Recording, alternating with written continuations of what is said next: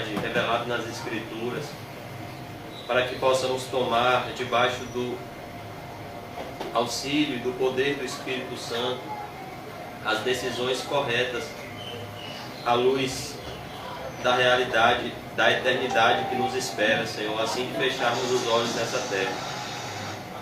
Nós sabemos, Senhor, e cremos que após a morte segue-se o juízo e que não há alguma esperança de salvação sem os frutos e as evidências que a verdadeira salvação deve produzir.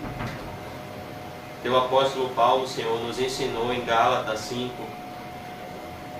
nos mostrando qual é o estilo de vida que leva ao inferno e qual é o estilo de vida que leva ao céu. E o teu servo nos ensinou, Senhor, que as obras da carne, elas são manifestas. Elas podem ser vistas, porque elas são manifestas nas vidas cotidianas. E elas são reais. A prostituição, a impureza, a lascívia, meu Deus, a inimizade, a ira, porfia, contenda, Senhor, a glutonaria, a bebedice, a idolatria, Senhor, a dissensão, a facção, todas essas práticas que o teu servo Paulo disse, debaixo do Espírito Santo, que não herdarão o reino de Deus os que tais obras praticam. E em contrapartida a esse estilo de vida pecaminoso, o teu servo nos ensina, mas o fruto do Espírito é o amor, a alegria, a paz, a longanimidade, a benignidade, a fé, a mansidão e o domínio próprio, Senhor. Oh Deus, nos ajude a produzirmos esse fruto bendito do Espírito Santo em nossas vidas, começando todos eles pela raiz de todos os dons verdadeiros, que é o amor. Nos ajude a encontrarmos o primeiro amor, assim como os discípulos no caminho de Emaús, que estavam sem esperança de encontrar o primeiro amor, Pai. O Senhor os encontrou. Nos ajude a acharmos o primeiro amor, a vivermos o teu chamado em nossas vidas, pois só assim seremos felizes e plenos quando estivermos no centro da tua vontade. É esse lugar, Senhor, onde todas as coisas entram no seu devido lugar em nossas vidas. Porém, Senhor, há um ídolo que todos os dias quer nos tirar do centro da tua vontade. Muitas vezes já tem nos tirado. Esse ídolo é o grande Deus adorado pela nossa sociedade. Esse ídolo se chama Mamon, o dinheiro, Senhor. A tua palavra diz que o amor ao dinheiro é a raiz de todos os males. Nos ajude, Senhor, a sermos livres desse mal terrível, que é o amor ao dinheiro. Nos ajude a juntarmos tesouros no céu. Nos ajude a colocarmos o nosso coração no céu, pois é de lá que vem a nossa fé e a nossa esperança. Em nome de Jesus, Senhor, eu peço mais uma vez que o Senhor abra os nossos olhos espirituais para a verdade o quanto antes, para que possamos enxergar a nossa realidade espiritual, o estado em que estamos, para que naquele grande dia nenhum de nós seja pego de surpresa com a grande decepção, a maior de todas as decepções, que é bater na porta do céu e mesmo assim ficar do lado de fora e ser lançado no inferno. Nos livra, Senhor, dessa grande maldição e aquece em nossos corações a chama do primeiro amor e do Evangelho, e sermos o sal da terra e a luz do mundo. Em nome de Jesus, Senhor, nos dá sabedoria na compreensão da Tua palavra. Em nome do Pai, do Filho e do Espírito Santo. Amém. Graças a Deus. Amém, amém, irmãos. Amém. Hoje nós vamos começar a última sessão, capítulo 20 do livro do Apocalipse.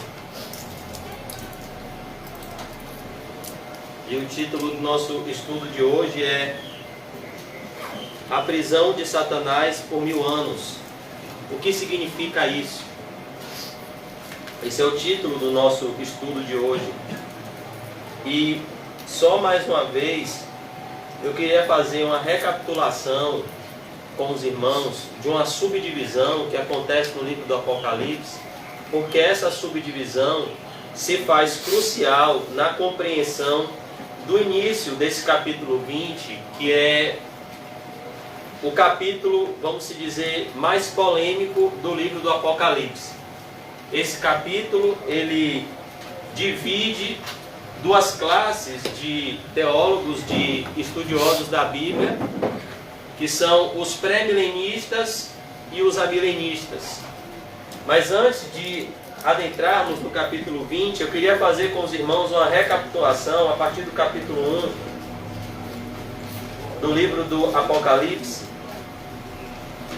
para que possamos entender as subdivisões desse livro, a fim de que não tenhamos nenhuma interpretação equivocada dele, como muitos fizeram e fazem. Apocalipse capítulo 1, do capítulo 1 ao capítulo 3, nós vemos a primeira seção do livro do Apocalipse. Eu queria repetir com os amados irmãos o que eu já falei algumas vezes e que se faz necessário falar todas as vezes que estudarmos o livro do Apocalipse, que é a realidade de que o livro do Apocalipse ele não segue uma ordem cronológica.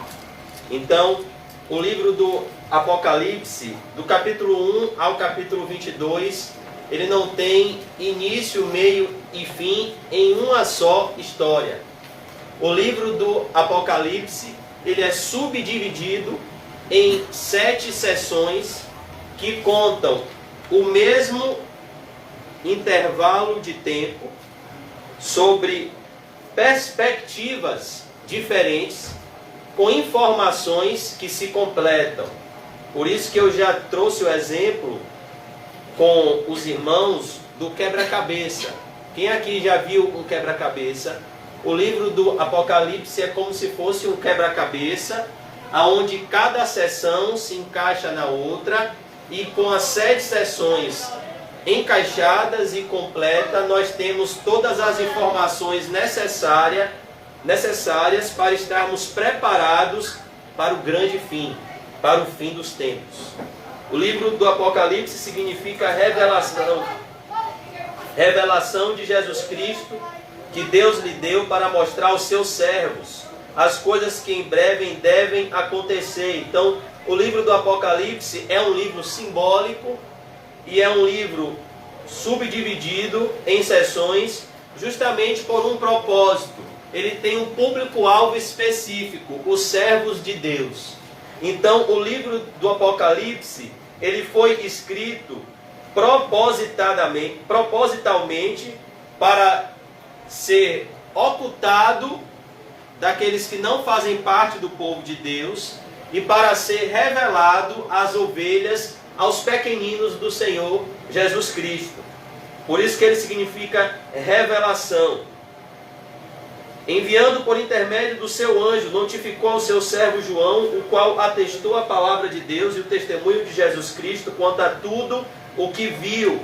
Então nós sabemos como nasceu esse livro. Esse livro nasceu quando o apóstolo João estava preso, estava sofrendo na ilha de Patmos, e quando ele já pensava que era o fim da sua vida, Deus ensina para ele mais uma vez o poder da oração.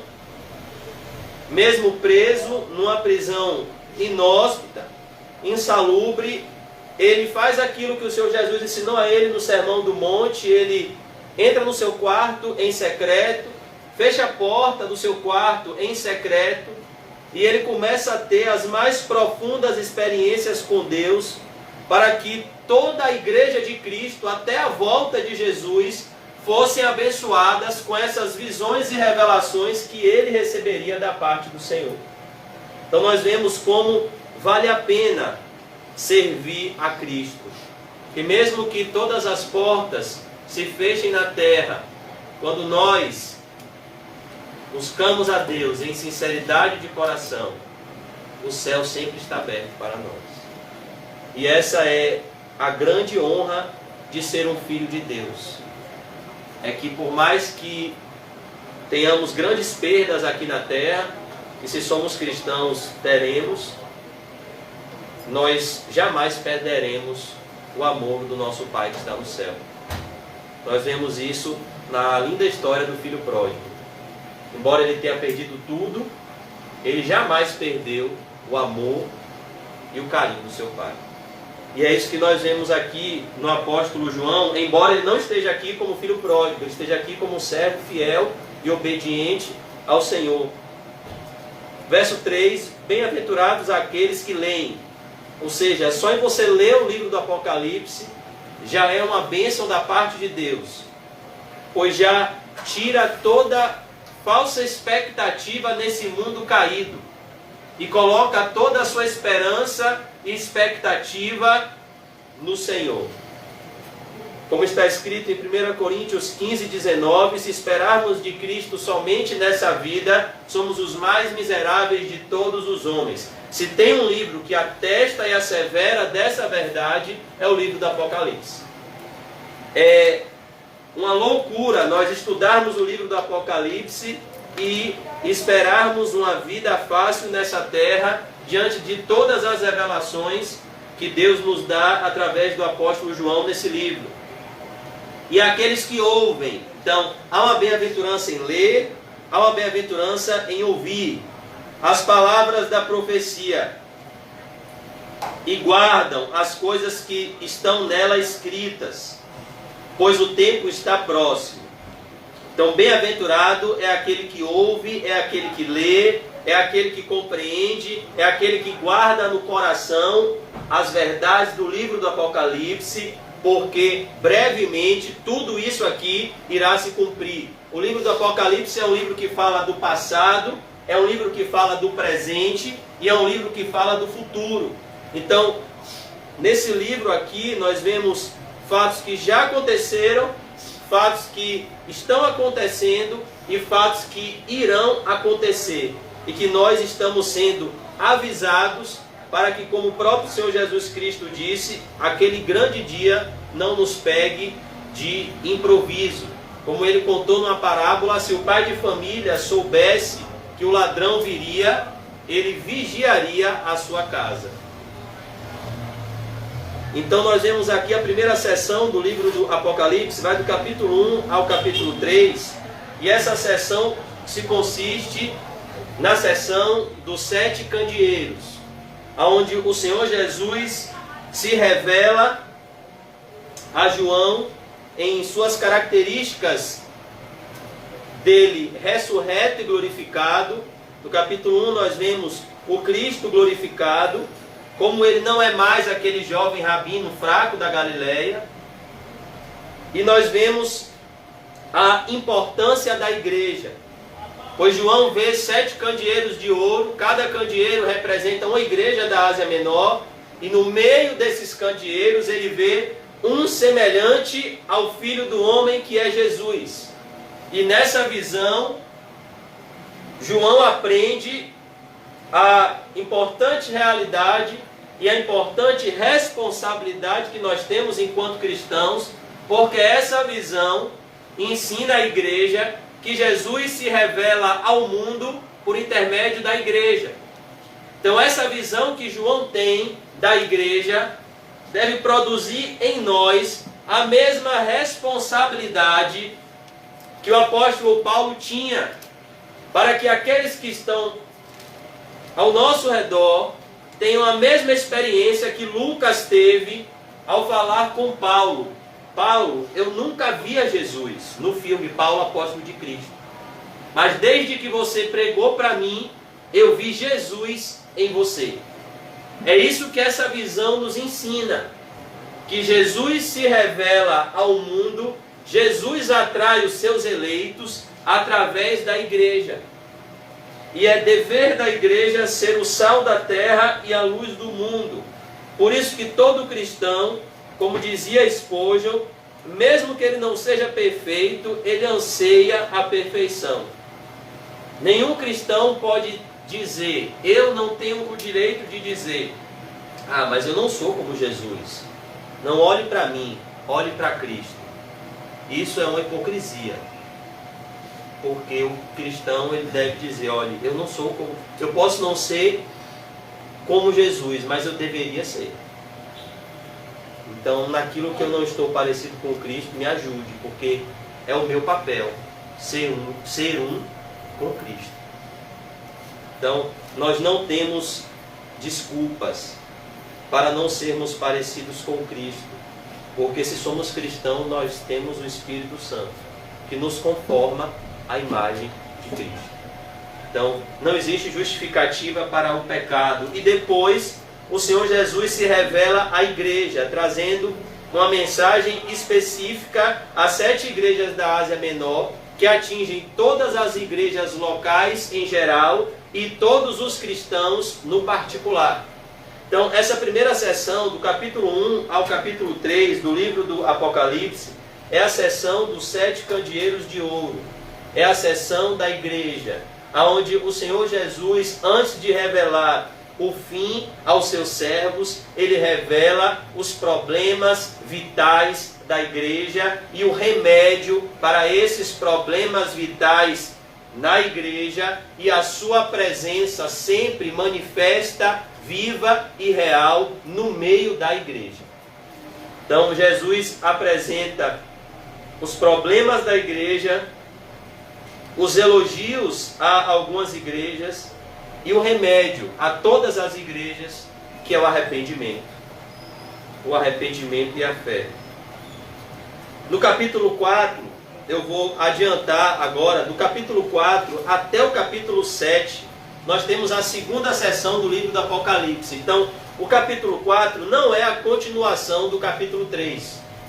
No capítulo 4, se encerra essa sessão do livro, essa peça desse quebra-cabeça, e vai se iniciar uma nova sessão no livro do Apocalipse, que narra a primeira vinda de Cristo, o período de tempo da primeira vinda de Cristo até a volta de Cristo e o juízo final.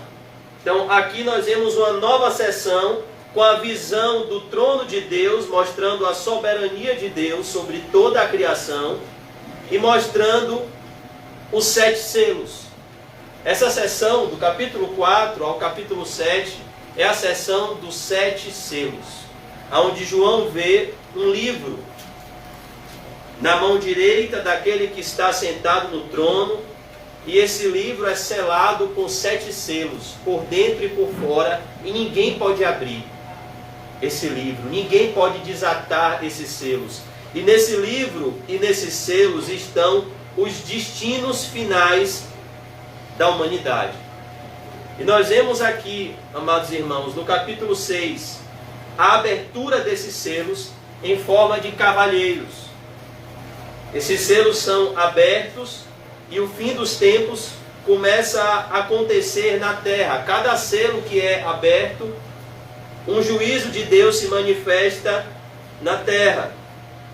Até que no capítulo 7 nós vemos a realidade de todo o povo de Deus no céu, representando os 144 mil, e a visão dos glorificados, mostrando onde estão aqueles que suportaram as tribulações e foram fiéis em meio ao período escatológico da grande tribulação.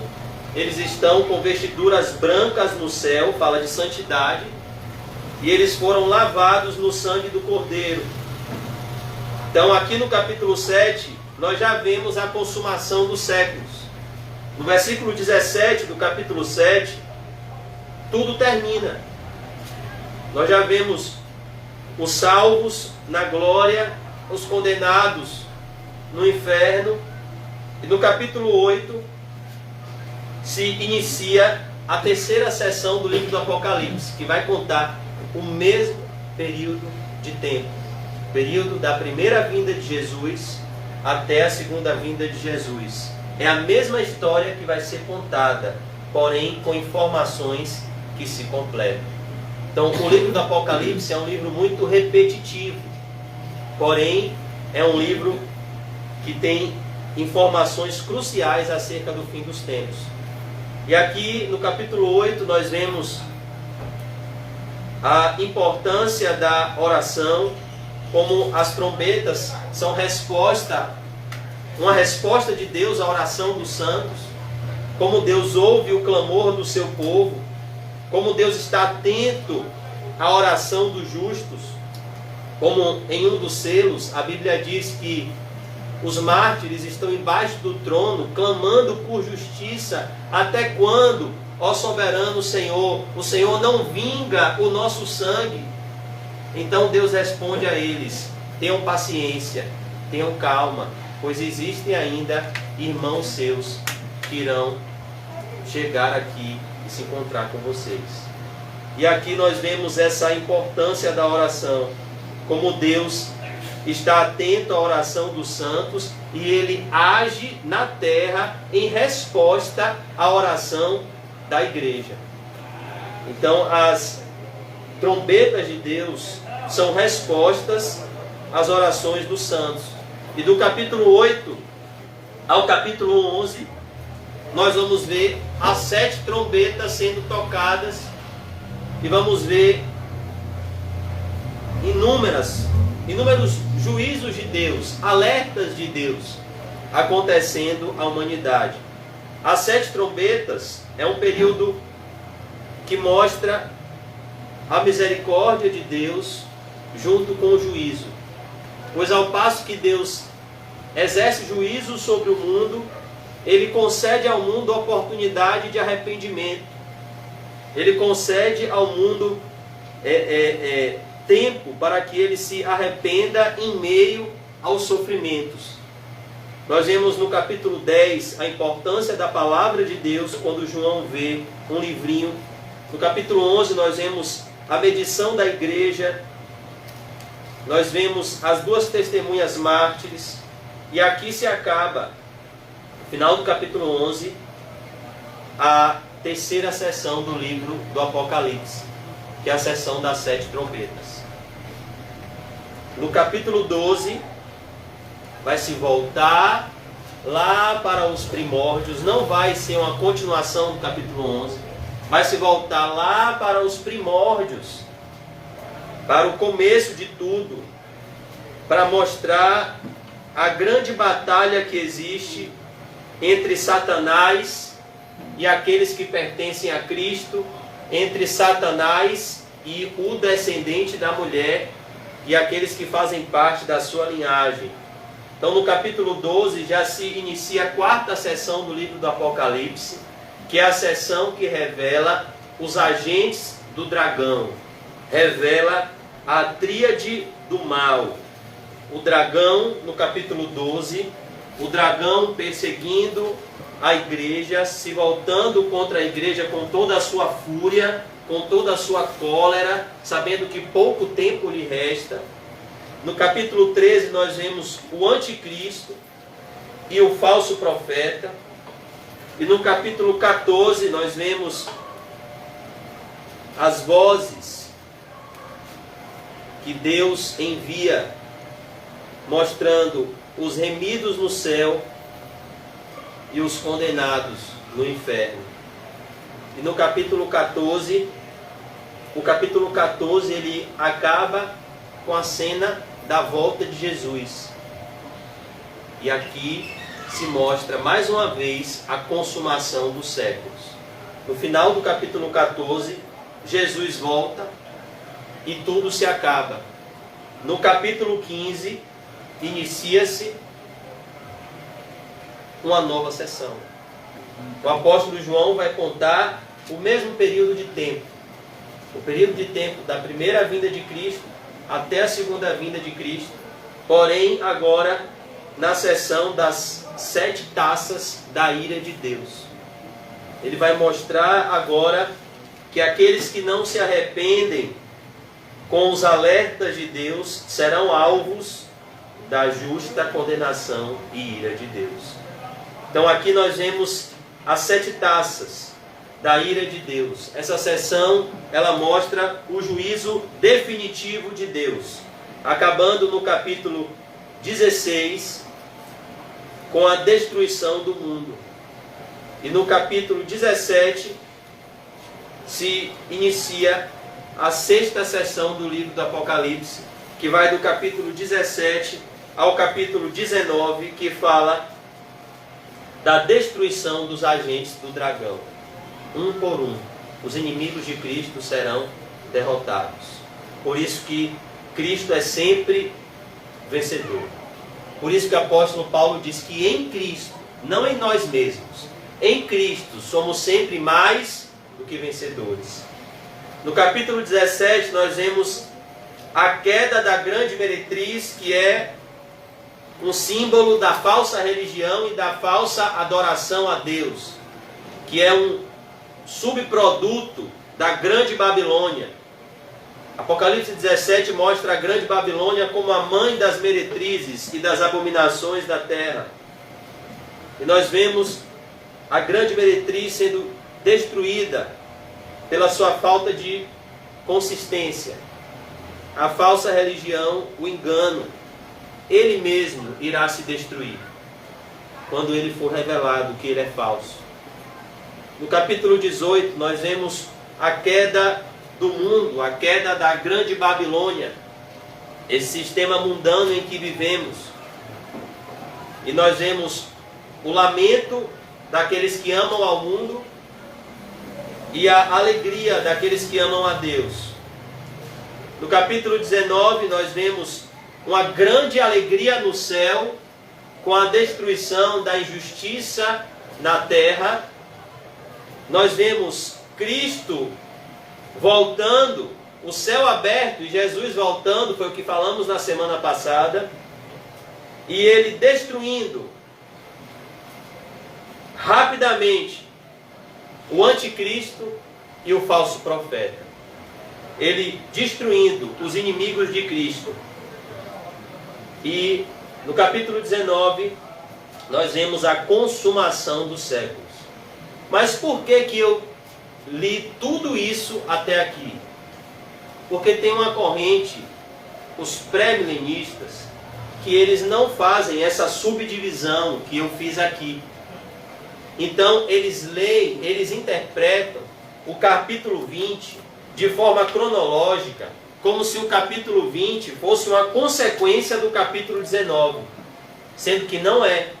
No capítulo 19 já se deu a consumação final, e no capítulo 20 vai se iniciar a última sessão do livro do Apocalipse, que é a sessão da consumação dos séculos.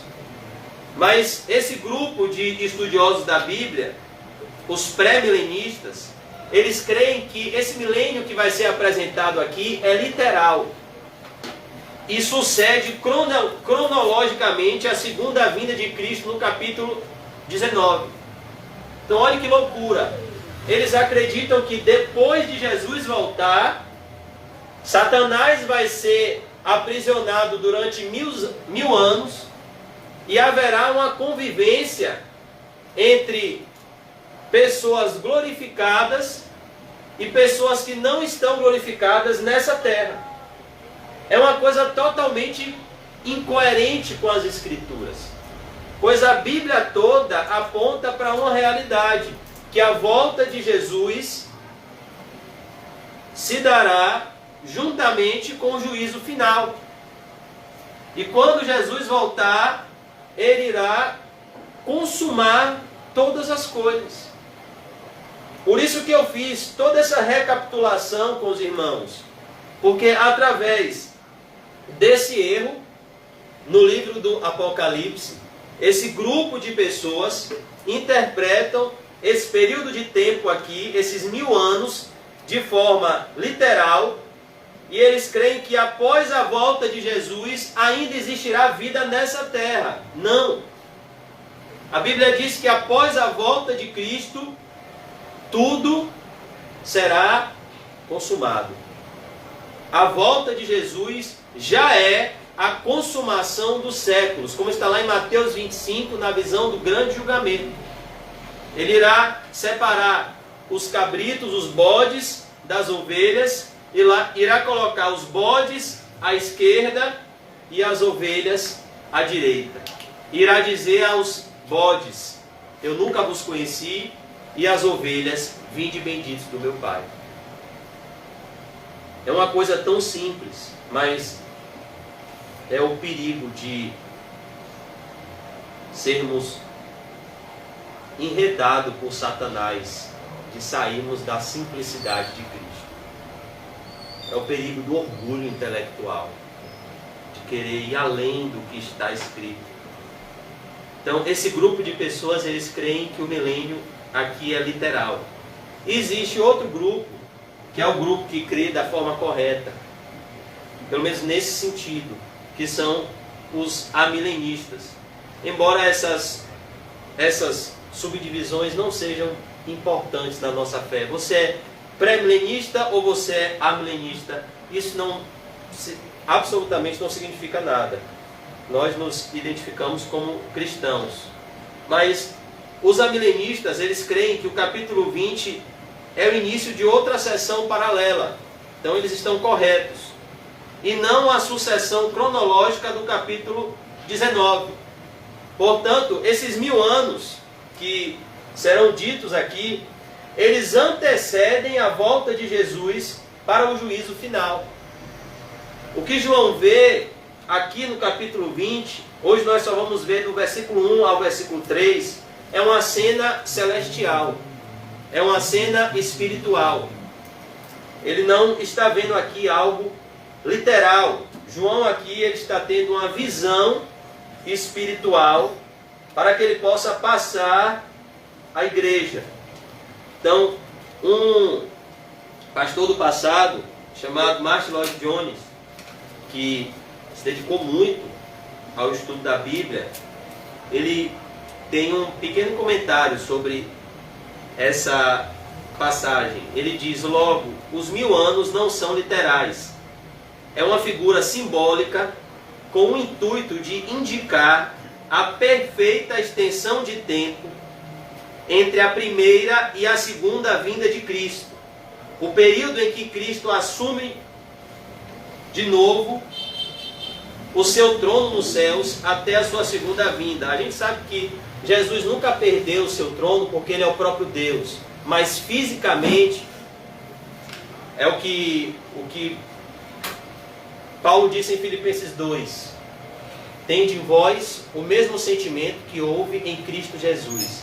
Pois ele, sendo Deus, não usurpou o seu direito de ser igual a Deus.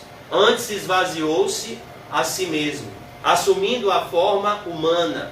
E na forma de um servo sofredor, ele foi obediente até a morte e morte de cruz. Então Jesus abdicou do seu trono. Jesus abdicou do seu reinado nos céus, aonde ele era adorado, aonde ele era rei, e ele se apertou, fez um zigoto no ventre de uma pobre virgem camponesa, Maria. Então, o que nós vemos aqui é que Cristo, ele assume esses 1000 anos, fala do momento em que Cristo reassume fisicamente esse trono, quando ele é recebido nos céus. Como disse o apóstolo Paulo em Filipenses 2,11, para que ele, por isso, Deus o exaltou sobremaneira. Esse episódio é narrado também no Salmo 24, quando Jesus entra, quando Jesus é recebido no céu, após consumar a sua obra de redenção aqui na terra, e os portões da glória se abrem para que entre o Rei da Glória. E Jesus, ele entra no céu E acontece o que Paulo disse em Filipenses 2. Por isso Deus o exaltou sobre a maneira e deu a Jesus o nome que está acima de todo nome, para que ao nome de Jesus todo joelho se dobre e toda língua confesse que Ele é o Senhor, para a glória de Deus Pai. Então esse é o período cronológico desses 1000 anos, quando Jesus ascende aos céus, quando Jesus consuma a sua obra de redenção até a sua segunda vinda na consumação. Então eu vou ler com os irmãos o versículo 1 do capítulo 20. Por isso que essas subdivisões do livro do Apocalipse é crucial quando os irmãos forem ler em casa o livro do Apocalipse. Mais uma vez eu digo, para que os irmãos não se percam no estudo do livro do Apocalipse. Porque se você não subdividir esse livro nessas 7 sessões, você vai ficar com um nó na cabeça, porque rapidamente esse livro passa de um assunto para outro. Por exemplo, no capítulo 11, Jesus está voltando, está acontecendo a consumação dos séculos, e aí você está lá lendo de forma cronológica, e no capítulo 12 já mostra uma mulher e um dragão. O que é que uma mulher e um dragão tem a ver com a consumação dos séculos? Se começou ali uma nova história. João quer mostrar a realidade da batalha espiritual. Então, por isso eu fiz essa recapitulação dessas subdivisões. Apocalipse 20, verso 1. Então vi descer do céu um anjo. Então vi descer do céu um anjo. Olha que coisa, perceba, irmãos, como o mundo espiritual é real. João aqui ele está vendo. Ele não está ouvindo, ele está vendo. Você já fez essa oração a Jesus? Senhor, me ajude a enxergar o mundo espiritual. A Bíblia diz, pedi, pedi e dá-se-vos-á. Buscai e encontrareis. Batei e abri-se-vos-á. Todo o que pede, recebe. Todo o que busca, acha. Todo o que bate, a porta lhe será aberta. Você acha que se você pedir algo espiritual, Deus não vai lhe dar? A Bíblia diz, buscar-me-eis e me encontrareis, quando me buscardes de todo o vosso coração. Essa é a grande diferença entre aqueles que veem e aqueles que não veem. Talvez vocês não estejam vendo, mas existem anjos e demônios aqui, agora, fazendo oposição à palavra de Deus. Existem anjos e demônios aqui agora, querendo gerar no meu e no seu coração incredulidade. Os demônios, eles são reais. E João aqui ele está vendo. Então vi descer do céu um anjo. Tinha na mão a chave do abismo e uma grande corrente. Então, tente imaginar essa figura que João está vendo. Ele vê um anjo descer do céu. Esse anjo provavelmente era enorme. E ele tinha na mão a chave do abismo. E ele tinha, junto com essa chave do abismo, uma grande corrente. E essas afirmações, elas são um simbolismo que mostram a restrição de Deus sobre as hostes espirituais do mal. Satanás e os seus demônios são seres limitados por Deus. Eles sempre foram, desde a época de Jó. Ele só pode ir aonde Deus permite ir. Verso 2, ele segurou o dragão. Então, imagine a força desse anjo. Ele está segurando aqui o próprio Satanás. Ele está segurando aqui o dragão. E ele diz aqui quem é esse dragão. Perceba como Satanás é revelado na Bíblia de diversas formas. a antiga serpente, mostrando o seu poder de persuasão, de sedução. O dragão fala da sua força, o seu poder de roubar, matar e destruir. Não se engane, quem usa os ímpios para fazer as atrocidades que eles fazem é esse dragão, que está com grande fúria, sabendo que pouco tempo lhe resta. Cenas assustadoras, irmãos, estão acontecendo na nossa sociedade, diante dos nossos olhos. E cada vez mais nós temos visto e vivido que chegamos no fim. Sábado, uma vizinha de Quinho, que era cliente na época que o irmão Quinho vendia gás, foi assassinada aqui na porta do bairro, do lado do seu filhinho de 7 anos, com 3 tiros na cabeça.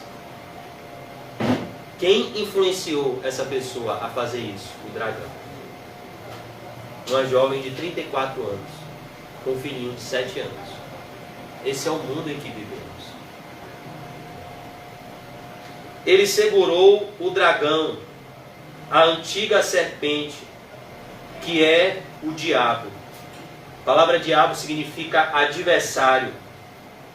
Satanás também significa acusador. E o prendeu por 1000 anos. Olha que coisa. E o prendeu por 1000 anos.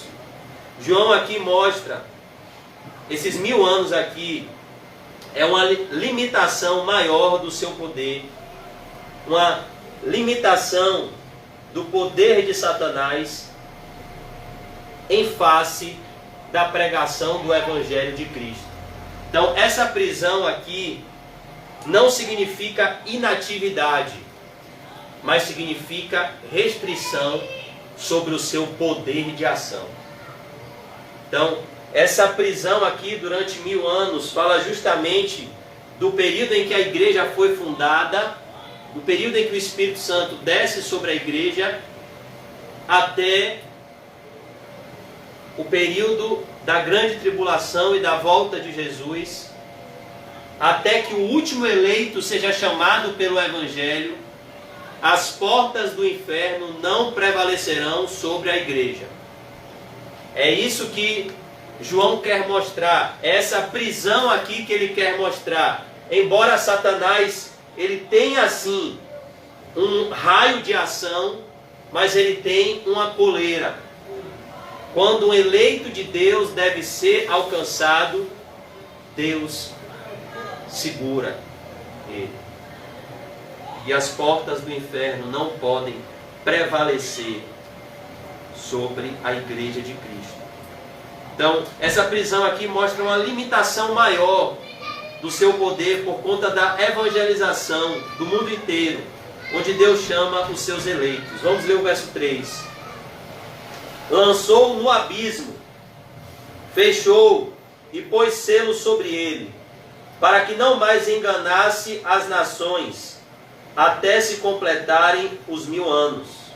Sabemos que esse poder que Satanás perde para enganar só atinge um grupo específico de pessoas, os eleitos de Deus. Em Mateus 24, Jesus Cristo disse que os falsos profetas, os falsos cristos, produziriam tão numerosos sinais e prodígios que, se possível fora, enganariam os próprios escolhidos. Mas os escolhidos não poderão ser enganados, por conta do Espírito Santo que habita neles. Então aqui nós vemos que essa prisão, ela é fruto da primeira vinda de Cristo. Por isso ele perde o seu poder de engano na vida dos eleitos, por causa do Evangelho. Eu queria convidar os irmãos a abrirem agora comigo em algumas passagens da Bíblia. Mateus 12, 29. Mateus 12, 29.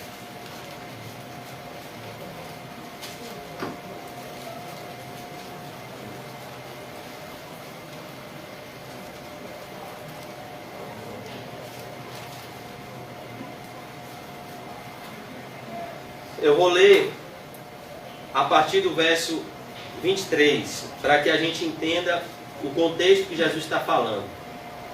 E toda a multidão se admirava e dizia: é este porventura o filho de Davi?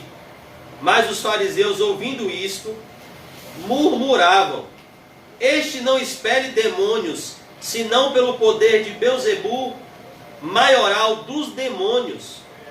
Jesus, porém, conhecendo-lhes os pensamentos, disse: todo reino dividido contra si mesmo ficará deserto. É isso muitas vezes que Satanás faz na igreja. Coloca um irmão para ficar com raiva de outro irmão. Coloca um irmão para ficar com raiva do pastor, para ficar com raiva do irmão.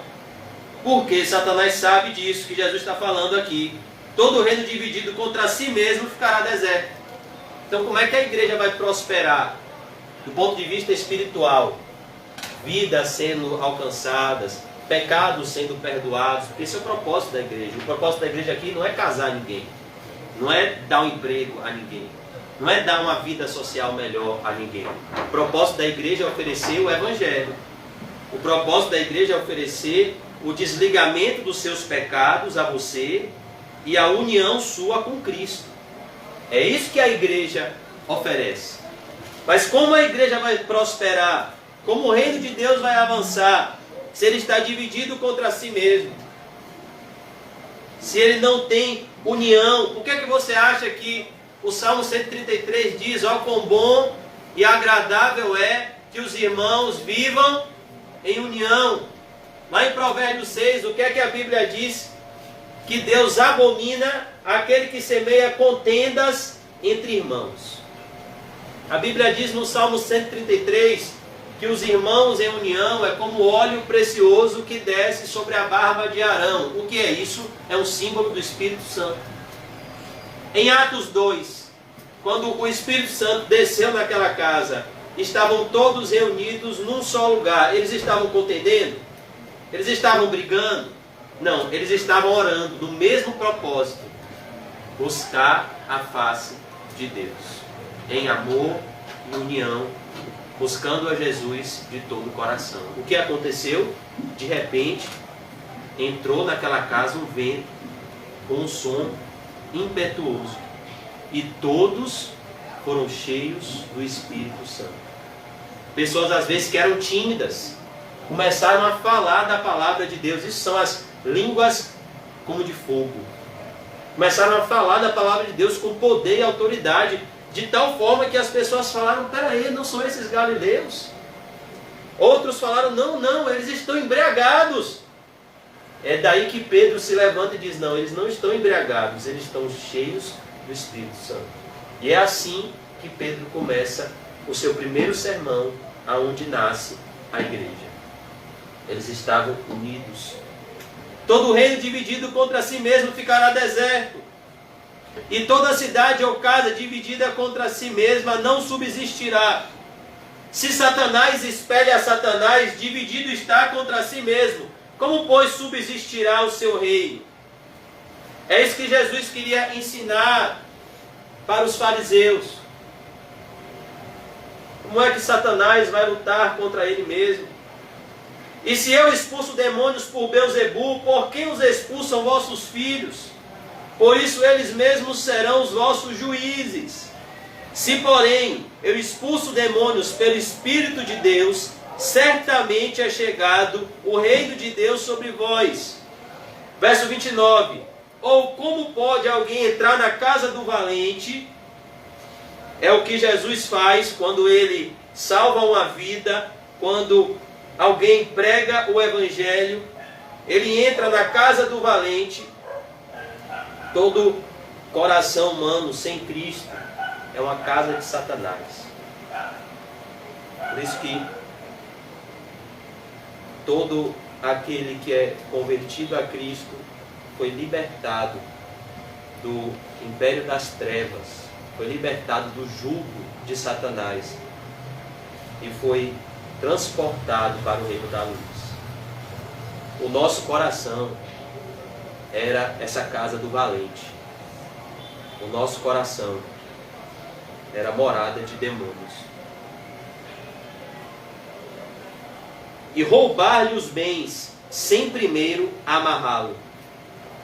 Ou seja, o que Jesus está falando é: antes de salvar uma vida, eu preciso expulsar aquele que está dominando aquela vida, que é o diabo. E então lhe saqueará a casa. É isso que ele está falando, que quando ele traz uma vida para o reino de Deus, ele expulsa o diabo através do arrependimento, através da fé. Ele expulsa o demônio que estava destruindo a vida daquela pessoa. Quem não é por mim, é contra mim. E quem comigo não ajunta, espalha. Agora eu queria convidar os irmãos a abrirem comigo em João 12, 31. João 12, 31.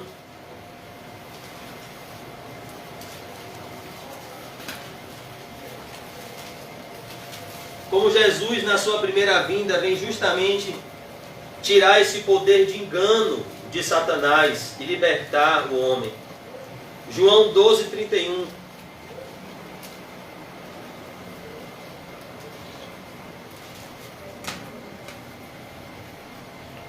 João 12, verso 31.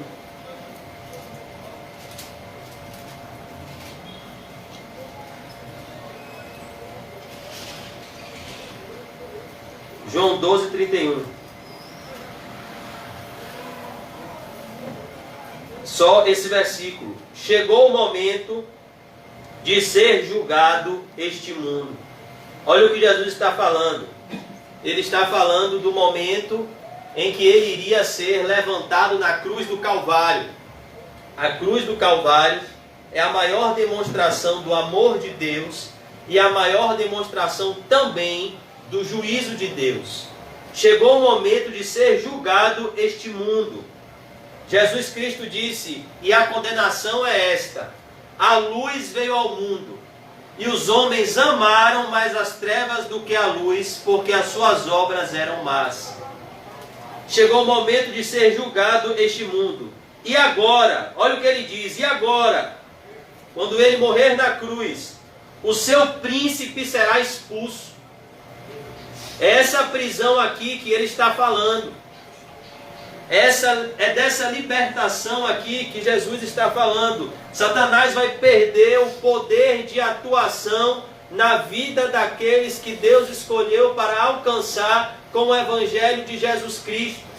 O príncipe desse mundo será expulso. A grande questão é: será que ele já foi expulso de verdade das nossas vidas? Será que o nosso coração é aquela casa que está varrida e adornada? Mas será que o nosso coração já foi habitado pelo Espírito Santo? Porque se ela só foi varrida e adornada, o demônio que saiu, ele vai voltar ainda muito pior. É o que diz a Bíblia: voltarei para a minha casa de onde saí, e traz consigo 7 espíritos junto com ele. É o que acontece com aquele que não é liberto pelo Evangelho. Colossenses 2,14. Colossenses 2,14.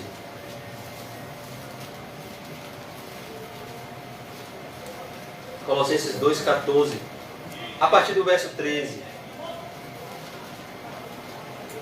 E a vós outros, que estáveis mortos pelas vossas transgressões. Olha que coisa, mortos. É assim que o Evangelho nos alcança, quando estamos mortos em delitos e pecados. Por isso que a salvação é pela graça de Deus. E pela incircuncisão da vossa carne,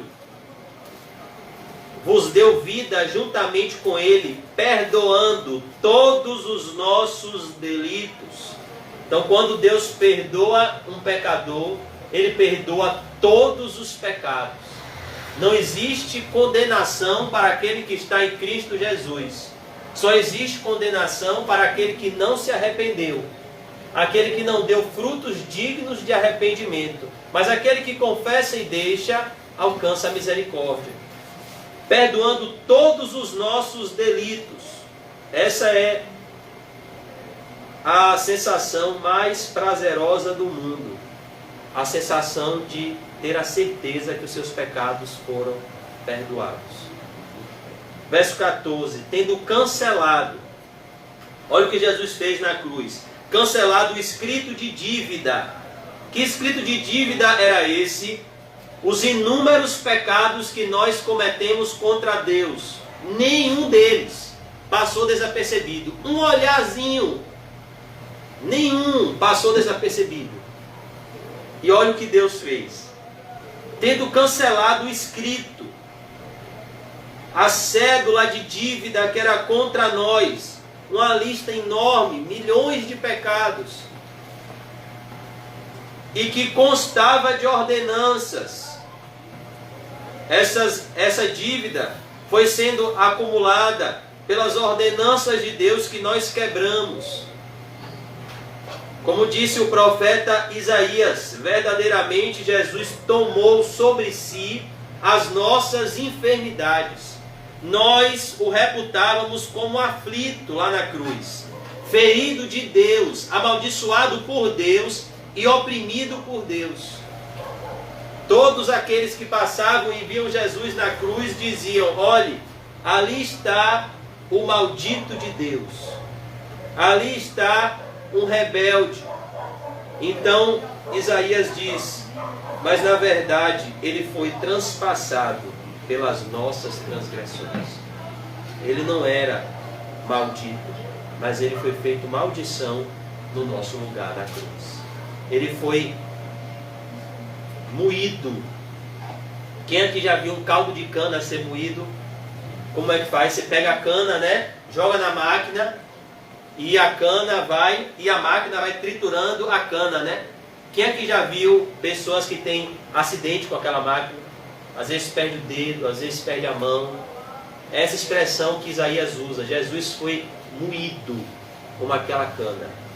Ele foi moído, ele foi todo triturado lá na cruz, pelas nossas iniquidades, pelas nossas perversidades. O castigo que nos traz a paz com Deus, o castigo que nos traz a paz com o próximo, o castigo que nos traz a paz com nós mesmos, recaiu sobre ele. A verdadeira paz é Jesus morrendo na cruz pelos nossos pecados e ressuscitando ao terceiro dia pelos nossos pecados. E pelas suas pisaduras nós fomos sarados.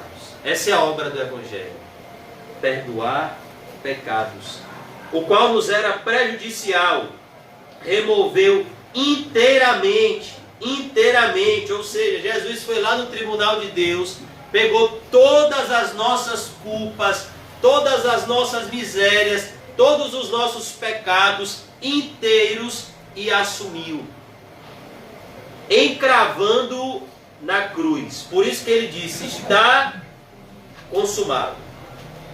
Aquele que crê em Cristo tem seus pecados passados, presentes e futuros, todos eles perdoados e aniquilados pelo sangue de Jesus. Por isso que em Romanos capítulo 5, o apóstolo Paulo diz: justificados. Nós não somos justos, nós somos injustos. Mas teve um justo que morreu na cruz no nosso lugar.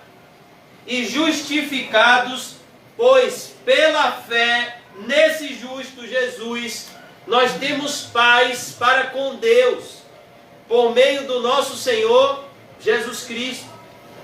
Por Ele nós temos entrada pela fé a essa graça que nos faz ficar firmes na presença de Deus. E faz com que a gente se glorie nas próprias tribulações, pelo fruto que as tribulações produzem nas nossas vidas. Verso 15 é o que acontece lá em Apocalipse. E despojando, quando Jesus morreu na cruz, e despojando os principados. O que é despojo? Despojo é o que você adquire do exército inimigo ao vencer a guerra. Por exemplo, o Brasil teve uma guerra com a Argentina. E o Brasil venceu a guerra. O despojo são os bens que o Brasil vai conseguir pegar da Argentina. Então vamos supor que na Argentina tenha uma usina de petróleo. Então o despojo é o que o Brasil consegue adquirir ao vencer a guerra. E despojando, ou seja, levando. Quando Jesus venceu essa guerra na cruz, essa guerra que ele travou no Getsemane: Pai, se possível, afaste de mim esse cálice, mas que não seja feita, Pai, a minha vontade, mas a tua. A Bíblia diz em 1 João 3, versículo 8, para isso se manifestou o Filho de Deus, para destruir as obras do diabo, o pecado. Ele se manifestou, para isso Jesus veio ao mundo, para isso ele se manifestou ao mundo, para destruir as obras do diabo pela fé no seu nome. Despojando os principados e as potestades, ou seja, Jesus humilhou, Jesus venceu os principados e as potestades, publicamente os expôs ao desprezo. O que aconteceu com Satanás foi a mesma coisa que aconteceu lá no livro de Esther. A forca, se eu não me engano, que Amã preparou para Mardoqueu, caiu sobre ele. Então, a fúria com que Satanás se voltou contra Jesus caiu sobre ele. A cruz que ele preparou para Jesus caiu sobre ele. O mal que ele intentou sobre Jesus recaiu sobre ele. Publicamente os expôs ao desprezo. Olha o que Jesus fez com Satanás, com as hostes espirituais do mal. Eles sentiram um profundo remorso de terem feito oposição ao Filho de Deus, pois a derrota deles foi muito grande. Ele os expôs ao desprezo. Os demônios colocaram Jesus sobre o desprezo na cruz. Imagine para um homem santo estar como Jesus. Você acha que Jesus não estava sentindo vergonha, estando despido na cruz? Imagine o desprezo que Jesus não estava sentindo, mas o desprezo que Satanás fez Jesus sentir, voltou para ele, de uma forma muito maior. Publicamente os expôs ao desprezo, triunfando deles na cruz. A maior derrota de Satanás foi quando Jesus disse lá na cruz: está consumado. Ali ele perdeu o poder que ele tinha na vida dos eleitos de Deus. Ali ele perdeu o poder que ele tinha de assombrar os homens com medo da morte. Pois Jesus estava matando a morte com a sua morte de cruz e ressuscitando para nos garantir a vitória final sobre a morte. Vamos abrir para concluir em Hebreus 2,14. Hebreus 2,14. Alguém pode me informar as horas? Esqueci o relógio de casa. 8h40. Pronto. A gente já vai acabar agora. Tem muito tempo já.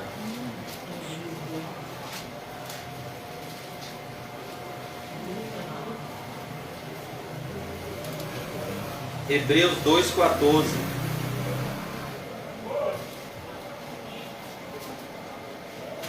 Hebreus 2,14.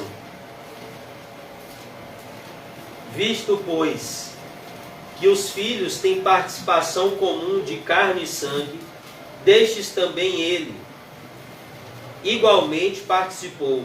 Está falando de Jesus. Para que por sua morte, ou seja, através da sua morte de cruz, Qual foi a última frase de Jesus na cruz? Pai, em tuas mãos eu entrego o meu espírito. E tendo dito isto, Jesus expirou. Ele morreu. Destruísse aquele que tem o poder da morte, a saber, o diabo. Ou seja, quando Jesus morreu na cruz, ele destruiu aquele que atormentava os homens com medo da morte, aquele que detinha o poder da morte, pois a morte era uma grande incógnita. Até Jesus morrer e ressuscitar, ninguém tinha vencido a morte. Então Satanás atormentava os homens com esse poder que ele tinha de fazer os homens tentarem salvar as suas próprias vidas. E todo aquele que tentar salvar a sua vida, perdê-la. Como disse Policarpo, um homem só vive de fato quando ele sabe pelo que está disposto a morrer. Como disse o apóstolo Paulo, o viver é Cristo e o morrer é lucro.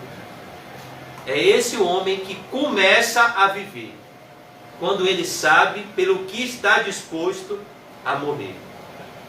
E livrar-se todos que pelo pavor da morte estavam sujeitos à escravidão por toda a vida.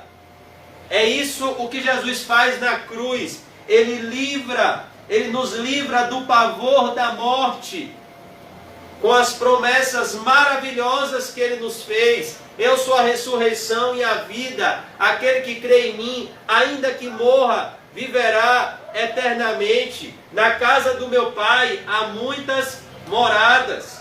Ele disse ao homem na cruz, ainda hoje estarás comigo no paraíso. Pois Ele, evidentemente, não socorre anjos. Jesus não socorre anjos, mas socorre a descendência de Abraão. Quem é a descendência de Abraão? Os eleitos de Deus. Por isso mesmo, convinha que em todas as coisas se tornasse semelhante aos irmãos. Olha que coisa, Jesus em tudo foi igual a mim e a você, que somos seus irmãos mais novos. A Bíblia diz que ele, quando ressuscitou e foi na frente preparar moradas, ele foi como primogênito entre muitos irmãos.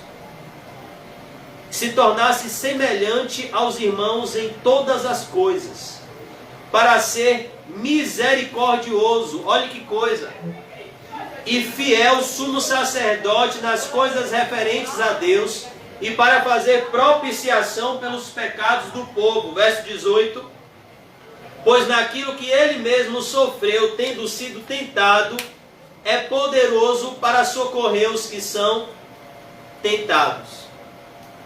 Então, qualquer tentação que você estiver passando agora, Jesus sabe. Jesus teve um corpo igual ao seu. Foi tentado aos mesmos desejos, mas ele nunca pecou. E ele é o mesmo ontem, é o mesmo hoje e será eternamente. É ele que me socorre e socorre a você em toda e qualquer tentação. Por isso que a Bíblia diz que não vem nenhuma tentação sobre nós que não seja humana. Junto com a tentação, Deus provê o escape. Qual é o escape? É Cristo do nosso lado. Vivo. Cristo vivo do nosso lado. Talvez ele não apareça a você como apareceu a Tomé, para você tocar nele, mas saiba que ele está sempre perto.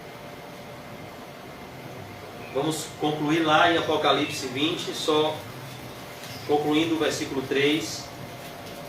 Para que não mais enganasse as nações, até se completarem os 1000 anos.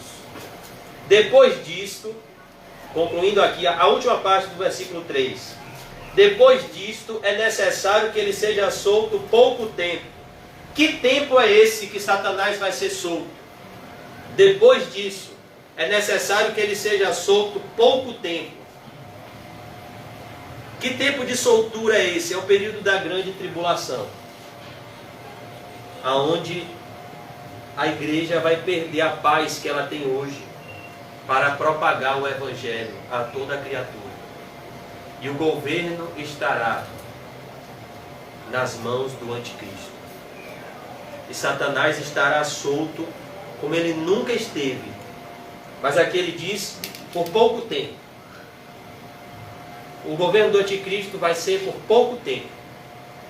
Porque logo após esse breve governo dele, esse breve domínio de Satanás, virá o Rei dos Reis e o Senhor dos Senhores. E os céus se abrirão. E todo o olho o verá. Toda a língua confessará que Jesus Cristo é o Senhor, para a glória de Deus Pai. Então, hoje nós vamos nos ater somente ao versículo 3. E na semana que vem a gente vai continuar a partir do versículo 4. Porque esse capítulo 20 do livro do Apocalipse, ele é cheio de polêmicas. E é importante a gente passar devagarzinho por ele. E se alguém tiver alguma dúvida, a gente está aqui para se esforçar para tirar. Amém? Vamos orar. Senhor Deus, em nome de Jesus, Senhor, nós te pedimos, Senhor, graça para vivermos, como disse o apóstolo Paulo, remindo os tempos, porque os dias são maus. Oh Deus, nos ajude a não sermos insensatos, mas nos dá graça e sabedoria para compreendermos qual seja a vontade do Senhor. Como diz o teu servo Paulo, e não vos embriagueis com vinho, onde há contendas e dissoluções, mas enchei-vos do Espírito Santo. Nos ajude, Senhor, a sermos cheios do Espírito Santo, para que quando o dinheiro faltar, quando a saúde faltar, quando os amigos faltarem, o Senhor seja o nosso pastor e nada nos faltará. Nos ajude, Senhor, a sermos dependentes de Ti para tudo, Senhor. Como diz o salmista, uns confiam em carros, outros confiam em cavalos. Esse é o mundo em que vivemos. Uns confiam nos seus diplomas, outros confiam nas suas posses, outros confiam nos seus parentes, nos seus amigos. Mas nós, Pai Santo, faremos menção no nome do Senhor nosso Deus. É em Ti, Jesus, que confiamos. Não confiamos em carros nem em cavalos. Confiamos no Senhor.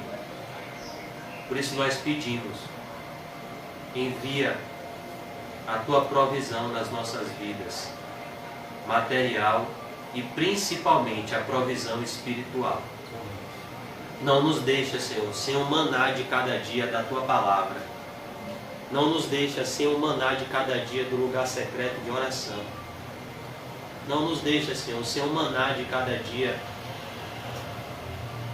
onde o Senhor prepara momentos para propagarmos o Evangelho.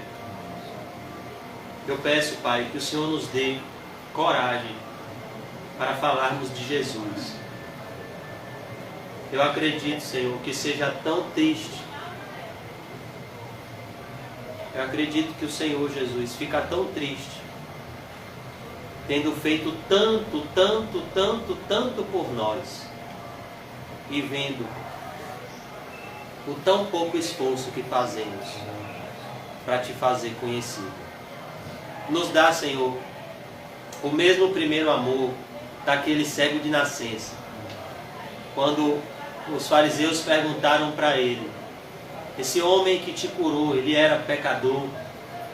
E ele responde, se era pecador eu não sei, mas uma coisa eu sei, é que eu era cego e agora eu vejo. Nos ajude, Senhor, a enxergarmos a Tua glória e a propagarmos com pureza e sinceridade o Evangelho, que é o poder de Deus para a salvação de todo aquele que nele crê. Essa é a missão mais bonita que esse mundo pode receber, embora não seja valorizada pelos homens. Mas a tua palavra diz: quão formosos são os pés daqueles que anunciam as boas novas. A tua palavra nos ensina, Senhor, que se somos cristãos, somos embaixadores de Cristo, como se o próprio Deus exortasse pelo nosso intermédio. Que privilégio, Senhor. Que privilégio. Mas para que esse privilégio seja crido, nossos olhos espirituais precisam ser abertos. Por isso eu peço, Senhor, abre os nossos olhos espirituais para a tua verdade e nos guia nos passos de Jesus. Nos livra de todo engano que Satanás preparou nas nossas vidas, de toda cilada que o diabo preparou nas nossas vidas. Nos livra, Senhor, nos dá sabedoria, pois a tua palavra diz que Satanás prepara astutas ciladas. Nos dá sabedoria, Pai, e nos guia por toda a verdade, com o auxílio do Espírito Santo. Como disse o teu servo Zacarias: não por força, nem por violência, mas pelo meu Espírito, diz o Senhor. Nos guia pelo teu Espírito nessa noite, nos concede uma noite de paz e nos leva em paz para os nossos lares. Em nome do Pai, do Filho e do Espírito Santo. Amém. Graças a Deus. Amém. Amém, irmãos. Salve o seu irmão com o primeiro santo. Diga para ele: prepare-se, já estamos no fim. Amém.